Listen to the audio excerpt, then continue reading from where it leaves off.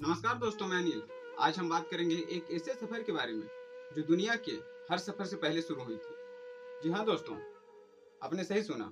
ऐसे ही चीज के बारे में बात करेंगे। जिस दिन लोगों ने पारी पर चलने के लिए सोचा होगा, शायद उस दिन इतिहास भी कांप गया होगा। क्योंकि उस टाइम पर तो लोग जमीन पर चलते थे, लेकिन पानी पर नहीं। तो आइए चलते हैं समय की उस नाव पर बैठकर, क्योंकि हमारे पुराणों में जिक्र है नाव का, महाभारत में, रामायण में। मगर हम अभी वैज्ञानिक तथ्यों के बारे में बात करेंगे। पुरातत्वविद बताते हैं कि इंसानों ने सबसे पहले नाव कहें या जहाज का निर्माण 10,000 साल पहले, जी हाँ दोस्तों, आपने सही सुना, 10,000 साल पहले। माना जाता है कि जब न कोई संविधान था, न चुनाव आयोग, न टीवी डिबेट, तब इंसानों ने एक ऐसी चीज बना ली थी, एक ऐसी तैरती हुई चीज बना ली थी। और वो नाव सिर्फ मछली पकड़ने के लिए नहीं, बल्कि दुनिया को जोड़ने के लिए भी थी। माना जाता है कि सबसे पुराना नाव पेच कनोई हो, जो कि नीदरलैंड में मिली थी, और यह 8,000 ईसा पूर्व की है। तब लोगों के पास न ट्विटर न इंस्टाग्राम, मगर तब भी लोग समुद्र पार कर रहे थे। क्या आपको पता है कि मिस्र की सभ्यताओं में 4,000 ईसा पूर्व तक जहाजों का बाकायदा निर्माण होता रहा और नील नदी पर तैरती रही। और हड़प्पा में, जी हाँ, हमारे अपने सिंधु सभ्यताओं के लोग भी समुद्र में व्यापार करते थे। लोथर में डॉकयार्ड मिले थे, उसके मुताबिक हम बता रहे हैं। तो जब आज आप क्रूज पर फोटो खींचते हैं या फिर समुद्र जैसे रानी कैप्शन देते हैं, तो याद रखिए ये सब एक शुरुआती था, जब न लोगों के पास फोन कैमरा था, न कहीं फॉलोअर्स थे।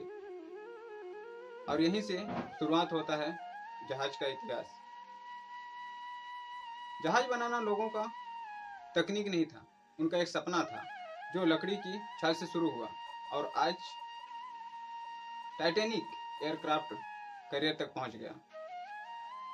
लेकिन सवाल यह भी है कि इंसान ने लकड़ी की छाल से पानी पर तैराया। शायद प्रकृति भी मुस्कुरा कर बोला, अगर आप पानी पर तैरना चाहते हैं तो डूबने के लिए भी तैयार रहिए। सवाल यह भी है कि पहली बार नाव दुर्घटना कब हुई थी। जरा आप सोचिए, हजारों साल पहले कोई शिकारी अगर शिकार करने निकला, नदी पार करने के लिए निकला होगा, तो क्या हर नाव किनारे तक पहुंचे होंगे? इसका जवाब है नहीं। और शायद पहली दुर्घटना थी जिसे कोई पत्रकार ने रिपोर्ट नहीं कर पाया। अगर हम बात करें सबसे पहले दर्ज की गई नौका दुर्घटनाएं, तो मिस्र की सभ्यता में पाई जाती है। माना जाता है कि 2600 ईसा पूर्व के आसपास में नील नदी पर एक रॉयल नामक जहाज डूबा था। उसमें एक राजा के दासी और माल डूब गए थे। शायद इतिहास में पहला नाविक वो ये नहीं जान पाया होगा कि जो उसने सपना देखा, उसकी कीमत उसे अपनी जान से चुकानी पड़ सकती है। संयुक्त राष्ट्र की एक रिपोर्ट कहती है कि समुद्री परिवहन से दुर्घटनाएं जुड़ी लगभग 100 से 200 होती हैं। अभी पिछले 2 साल में 1 लाख से ज़्यादा दुर्घटनाएं हुई हैं। 1912 में टाइटैनिक डूबा, जिसमें लगभग 1500 से ज़्यादा लोगों की मौत हुई।